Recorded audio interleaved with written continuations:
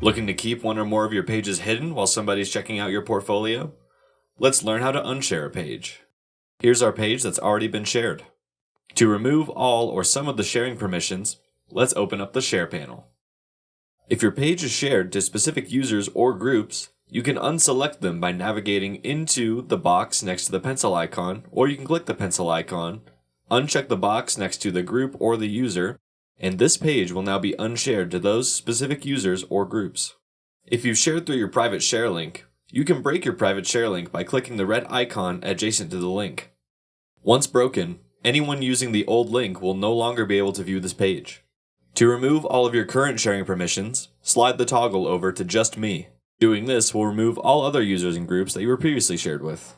But if you ever want to add them again, you can slide the toggle to Custom or Public, navigate to the appropriate tab, and they should appear in the recents in the new modal. Keep in mind that all pages and collections inside of a parent collection will all inherit the same share settings as that parent collection. So if you want to unshare just a single page that's in a collection, you'll have to drag that page outside of its collection.